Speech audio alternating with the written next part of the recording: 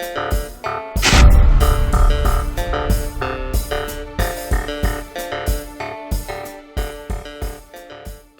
will use this to transition to Taylor because I did a trade today, actually, not on a rebuilder. I have a good team. It's a 6-3 team. I think I'm in third or fourth place in the league, but like second place is also 6-3, so I could easily get to second place. It's a startup that was just done this year, actually with mostly patrons. I believe Ferris is the commissioner of the league.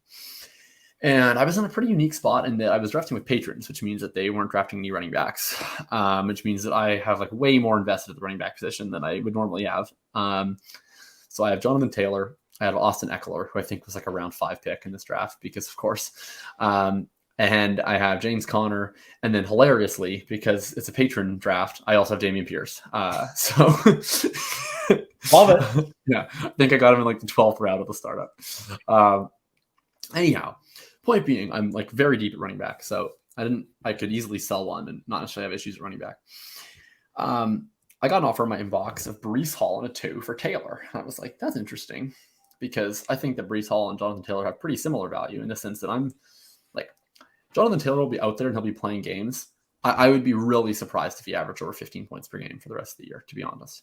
Like, I think that's just a negative outcome. So like, to me, I'm almost viewing Jonathan Taylor like he's out for the year in the sense that the price that you're paying for Jonathan Taylor is almost entirely based off of years that aren't this year, right? Like, I think he's going to have comparable production for the rest of this season to like several cheaper, uninspiring backs. Like Jonathan Taylor versus James Conner rest of the season, I feel will be close, you know? So if we ignore this year, is it Jonathan Taylor or is it Breece Hall? Well, that's the question. And so what I decided was, well, I don't want to decide, so make it worth my while. So I countered with Jonathan Taylor for Breece Hall in 2 seconds. He has 3 seconds, this manager, and he sent me the latest of the 3 with Breece Hall, or at least the latest projected. So I countered with Breece Hall in the earlier 2 of the 3 seconds, and he accepted that proposal. So I have Breece Hall in 2 seconds. My thoughts are, I think you can make an argument either way, right? In a ceiling scenario, Breece Hall is the one who's the better bet because he is 2 years younger. You get 2 additional years, and running backs don't have a lot of years. So 2 years matters a heck of a lot in terms of how many years you can recapture top value before, he hits the age apex. I think it's also like, if you're asking me who do I think is going to be better next year, like Jonathan Taylor's better in most scenarios because he's not coming off the ACL. So I think it can kind of go either way. It certainly to me can kind of go either way enough where if I'm given 2 second-round picks to play with, to either pick players or trade or whatever, I'm down to do that. Really, where I made the trade, I have no idea if I'm going to hold Breece Hall. The way I looked at it, it was weird. I've only been acquiring Breece Hall on rebuilding teams. Like I said, I have no intention of rebuilding this team. The way I looked at it is like my starting lineup's actually still pretty good.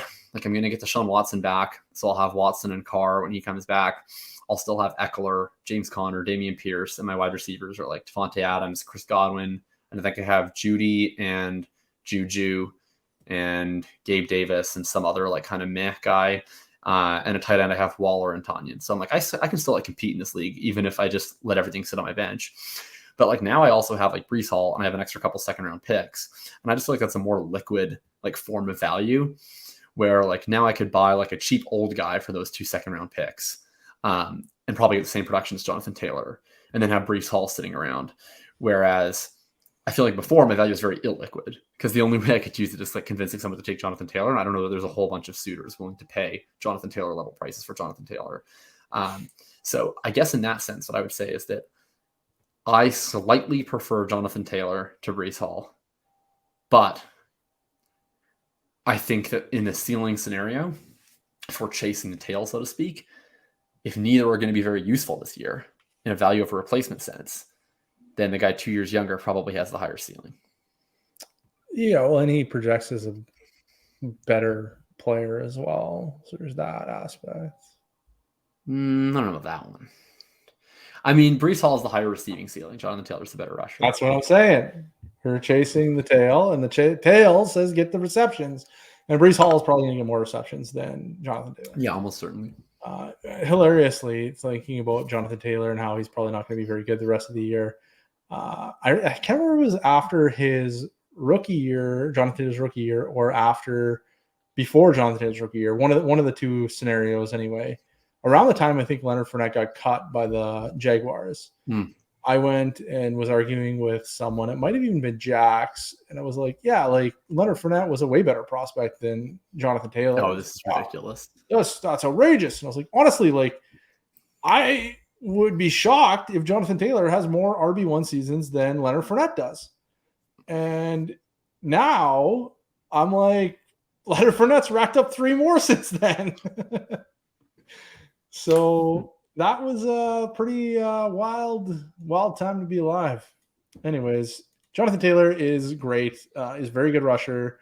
He's maybe going to get more receptions now. I like he at least has the opportunity to get more receptions. He's never now. been a bad receiver. He's not like a Nick Chubb, Derrick Henry.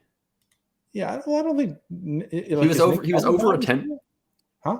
Well, he's never been used as a receiver. Jonathan Taylor has. He was over 10% target share in college, and he's already been like perfectly adequately used in the receiving game in the NFL. He's never shown elite receiving upside, but he's never been like I don't think there's any reason why Jonathan Taylor can't have an Ezekiel Elliott-esque receiving ceiling. Yeah, I think that's perfect. That was the ceiling case for Jonathan Taylor all along, was that he's Ezekiel Elliott peak, which is but explosive. Hey? Explosive Zeke. He's an explosive Zeke.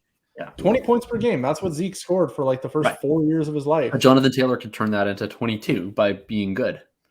Maybe. We'll see.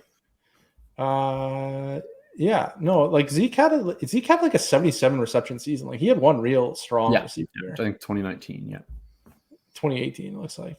But anyways, like he had a really strong receiving year the 1 year. Yeah. Jonathan Taylor can probably do that, I think. Like I don't see any reason he couldn't, especially now that Nyheim Hines is out of the way. Like I would imagine Jonathan Taylor's going to play all of the important downs now on a go forward basis. Unless he like totally fumbles the rest of season when he's injured, which is possible. And then they go and draft another Nyheim Hines in the late day 2, early day 3 to siphon all of the joy from everything. Thanks, Chris. And draft like Deuce Vaughn. Yeah, it's just like Chris Ballard's the worst. Anyway, like I think Jonathan Taylor is going to score 20 points per game. Like I've always thought he's going to score 20 points per game. I think he's probably still going to score 20 points per game. It's kind of his floor now, though, rather than that being like a moderate projection. I think that's more of a floor projection at this point. Right. Whereas Breece Hall, I think, like he was doing things that were really, really exciting. His rookie year target share alongside Michael Carter was already at like 13 or 14%. Leading all running backs with minimum 20 targets, yards per route run as well. Yeah, like he was. I mean, that's small sample, prone to outsized long runs, which he had a few, but like. He was getting a lot of targets, even with Michael Carter. Part of it was that he was getting downfield receiving work. Yeah, which never happens. We talked about that earlier. With nobody gets, like people don't get that. Like running backs don't get that. Like one of his long receptions was on like a wheel route that had like 30 air yards. Yeah, right, like so made a nice catch. Right, like that's the stuff that like Barkley does and Aaron Jones does. And Alvin Kamara does, and Austin Eckler does. It's not stuff that Jonathan Taylor does. Like, if I were stuff that Ezekiel Elliott ever did. If I were like comparing Jonathan Taylor to Breece Hall, and I'm not counting this year, I'm probably just taking Breece Hall. If I'm counting this year, I think there's a chance that Jonathan Taylor comes back and Jeff Saturday just presses the like run button on repeat because Sam Ehlinger is terrible. And Jeff Saturday probably really likes to run the ball as well because he was. I bet you. Well, did you ever see the mic'd up argument with Jeff Saturday and Peyton Manning screaming at each other when Jeff Saturday was mad at Peyton for not running the ball enough, and then Peyton just said, "Shut up and block." So sounds about right. So like I think there's a chance that Jonathan Taylor comes back and they just run him into the ground because they got no other options, and does pretty well this year. I think he's also injured, so I doubt that happens, but it's possible. Whereas Breece Hall is not coming back at all. Right. There's no hope of any type of reclamation project this year for Breece Hall. But if we're ignoring this year, we're starting next year. I think Breece Hall has a chance to just be the better fantasy producer for the rest of his life, and he's 2 years younger. So I think I'd take Breece Hall, not counting this year, pretty easily. So I guess if you're a rebuilder and you have Jonathan Taylor, I'd be going to offer Jonathan Taylor for Breece Hall plus, just like you did. Okay, so what we've determined is that counting everything, it's not abundantly clear whether Jonathan Taylor or Breece Hall is the better option, which means that, and it is clear, would we say it's clear that these two are better options than all of the other options we've talked about? Yes. Okay, so then what we've established is that we have not ruled out either. Both of these guys are still on the dance floor here. All right.